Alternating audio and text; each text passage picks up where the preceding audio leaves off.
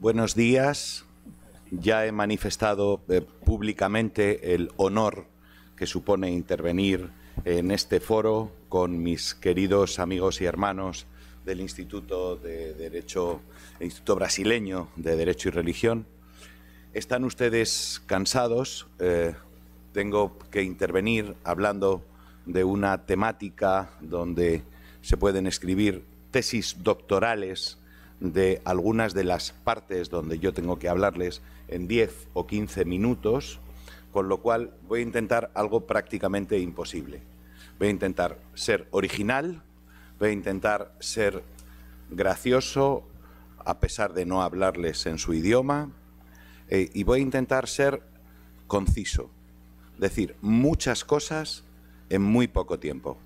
Bueno, algo como para que desistiera y me fuera ya de la sala, Voy a hablarles de los conflictos entre la libertad religiosa y libertad de expresión. Ya les hemos hablado qué supone y qué es la libertad religiosa, tanto yo mismo como otros compañeros de manera muy brillante. Ya hemos hablado de lo que es la libertad de expresión, pero voy a intentar explicar esa libertad de expresión dando un paso más. Libertad de expresión es la capacidad de decir cualquier persona lo que esté pensando. Ya hemos dicho que la libertad de expresión no tiene por qué ser veraz, no tiene por qué ser cierta. Puede estar alguien perfectamente equivocado. Esa libertad de expresión puede ejercitarse de muchas formas, por escrito, hablado, como ahora. Esta libertad de expresión que yo estoy realizando, a su vez me está grabando una cámara donde las redes sociales van a hacer de altavoz de lo que yo diga aquí. De forma, alguien en su casa, seguramente mucho más cómodo en pijama, puede ver desde el salón de su casa la grabación solamente dando a un botón.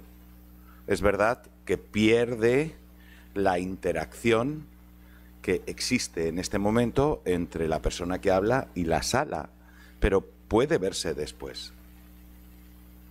Pero es que, además, dando un paso más, hay otros derechos fundamentales reconocidos en la Constitución brasileña, reconocidos también en la Constitución española y en los textos internacionales, que hablan de la posibilidad de esa libertad de expresión todavía como derecho más cualificado, todavía como derecho más protegido. Y estoy hablando del derecho de reunión y manifestación expresado a través de la concentración de 20 o más personas en el espacio público, donde los textos internacionales y los ordenamientos constitucionales lo han entendido como el principio básico de participación en una sociedad democrática. Me van a permitir, decía que iba a gastarles bromas y todavía no se ha reído nadie. Como el derecho a la protesta, como el derecho a decir no me gusta, como el derecho a lo que nuestros colegas argentinos bautizaron con la palabra scratches, el protestar en la puerta de la iglesia. No la libertad de expresión, sino el derecho a casi insultar a las personas que están en una celebración religiosa. Porque ese derecho de reunión y manifestación no es una fila de los niños para entrar en el colegio. Usan megáfonos, imágenes y otro tipo de situaciones imaginativas. Yo hace no mucho tiempo escribía un artículo en una revista de Derecho Constitucional, y perdón que hable de mi propio libro, donde hablaba del neck strike, o la cibermanifestación. Es decir, el derecho a manifestarse incluso a través de las redes sociales o Internet. Es verdad que en España esto fue inventado por un grupo de técnicos informáticos que trabajaban para el Ministerio de Economía y Hacienda, los dineros, donde el último día que tenían los sujetos pasivos para pagar, querían manifestarse a través de la entrada masiva en la página web del Ministerio de Hacienda para que se cayera el sistema informático, y entendían que era un derecho de reunión, ¿eh? Bueno, me voy a fijar en el derecho de reunión físico, en el que está en la calle, como elemento cualificado de expresar esa libertad de expresión. Bueno, todavía no se me ha dormido nadie, y eso que soy el último, me faltan todavía unos minutos. Seré prudente, ya me avisará mi queridísimo moderador, al que no faltaré al respeto ni mucho menos. Pero ya hemos dicho que se puede hacer a través de un derecho de reunión y manifestación, pero también a través de presuntas obras artísticas, donde la libertad de expresión, un presunto artista, que puede ser pintor, cantante, escritor, parece que tiene algo más de derecho a ofender, precisamente por aquello de que el arte siempre ha sido disruptivo. Imaginen ustedes a las autoridades religiosas católicas cuando vieron por primera vez la Capilla Sixtina y el dedo aquel que dibujaba a Miguel Ángel. Seguramente era transgresor, como algunas canciones de rap o algunas canciones que utilizan nuestros hermanos evangélicos en sus celebraciones pueden ser algo de transgresoras, especialmente para quien no sea creyente.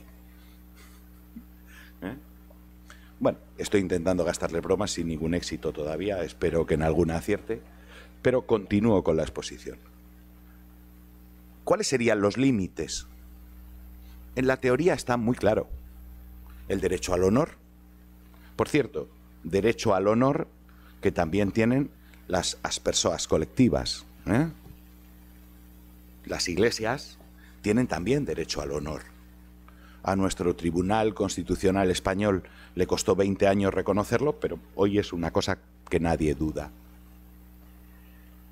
La intimidad personal y el derecho a la propia imagen. Esto no se lo crean porque los tribunales españoles, con ocasión del 15M, tuvieron que enfrentarse a aquello que se conocía como scratches, a la manifestación en la propia puerta de donde vivía el político con su familia y sus hijos, y los manifestantes poniendo verde, entiendo que entienden la expresión poner verde, insultar a la persona delante de sus propios hijos en su domicilio personal. Con lo cual ese límite también es difuso. Hay otro importante, que es la seguridad nacional. Esa libertad de expresión en algún presunto artista, como Theo Van Gogh, que era un cineasta que grabó un vídeo en Europa que se llamaba La inocencia de los musulmanes, la inocencia del Islam. Terminó con un cuchillo clavado en el corazón en Ámsterdam, asesinado, precisamente en base a la libertad de expresión, donde hablaba del Islam como ustedes se pueden imaginar. Algún aprendiz de cineasta como Theo Van Gogh, por cierto, con el concepto de refugiado en España, intentó publicar algo parecido. Bueno, tienen que saber que el vídeo de Theo Van Gogh implicó como las carátulas de Mahoma, las caricaturas de Mahoma, las manifestaciones en embajadas por todos los países del mundo en contra, bueno, ya lo saben ustedes. En España, un presunto seguidor de Theo Van Gogh intentó hacer un vídeo parecido y es la primera vez que un juzgado de lo penal acordó como medida cautelar el secuestro de la publicación por motivos de seguridad nacional. No digo seguridad pública, hablo de seguridad nacional. ¿Por qué? Porque el derecho de reunión y manifestación, como iré a parar después, como elemento básico y altavoz de esa libertad de expresión, puede reconocer determinadas situaciones donde va a decaer ese derecho por seguridad. Pero tiene que ser seguridad muy constatada, no potencial seguridad. Sí, 5 minutos. El caso conocido como Pavel Ivanov contra Rusia en el Tribunal Europeo de Derechos Humanos viene a darnos una pauta importante dentro de los 4 minutos que me faltan para terminar. que no se pueden utilizar los derechos reconocidos en el Convenio Europeo de Derechos Humanos para ir en contra del propio Convenio Europeo de Derechos Humanos. Y esto se dijo a través de la libertad de expresión de ideas antisemitas en contra de nuestros hermanos judíos o incluso de aquellas ideas que negaban el Holocausto como tal. Tenemos tres tipos de regulación de esta, por resumir mucho y ser muy conciso, tenemos tres tipos de regulación básica en el mundo de la libertad de expresión, del derecho de libertad de expresión. Por un lado tenemos el modelo de los países islámicos, donde la libertad religiosa está siempre por encima de la libertad de expresión. Como saben ustedes, una máxima de nuestros hermanos musulmanes es que no se puede dibujar a Mahoma, con lo cual eso ya implica una limitación. Pero en este caso está muy claro, es decir, la libertad religiosa siempre va a estar por encima de la libertad de expresión. En el otro lado de la balanza tendríamos el sistema anglosajón, donde la libertad de expresión es sacrosanta, se puede hacer cualquier cosa. De hecho, en este momento, servidores que están realizando un discurso de odio claro se encuentran en dos zonas geográficas del mundo, bien en Rusia o bien en Estados Unidos, precisamente porque el derecho anglosajón de este corte entiende que la libertad de expresión siempre va a estar por encima de cualquier otra libertad, incluida la libertad religiosa. Y un modelo mixto, que estaría en Brasil como parte de América Latina y también en Europa, que va a estudiar caso a caso en función de las circunstancias concurrentes en relación a ese conflicto de derechos, buscando la proporcionalidad y las reglas de interpretación jurídica que nos sirvan para estas cosas. Voy a terminar con un ejemplo. Esa ponderación, ya lo adelanto, con relación a la libertad religiosa, siempre pierde.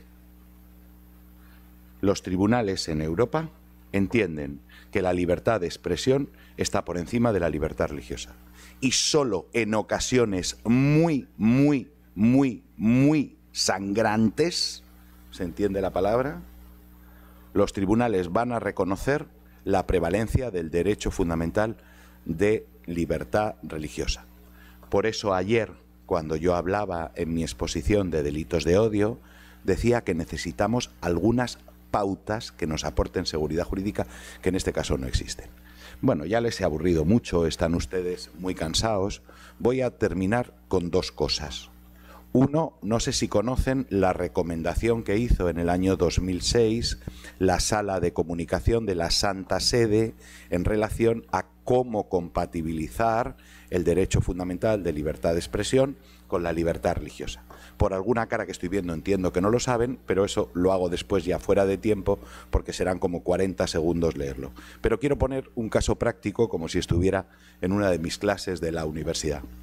Más que nada para dar las gracias a mi querido Tiago. España. Semana Santa. Jueves Santo. Se caracterizan por las procesiones de Semana Santa. He preguntado a mi querido moderador para ver si se conocía el término procesión de Semana Santa en Brasil y me ha dicho que sí. Con lo cual voy a utilizar este ejemplo. Y se convoca para el Jueves Santo en el recorrido tradicional donde se hace la procesión católica por un grupo, en concreto es una plataforma, donde se unen a esa plataforma distintas personerías jurídicas, asociaciones de vecinos, en fin, algún partido político, tal. El lema de la manifestación: contra los privilegios de la Iglesia Católica y la exclusión de todas las religiones del espacio público. Para un jurista diría, están equivocados, esto va en contra de los valores constitucionales. Ese es el lema.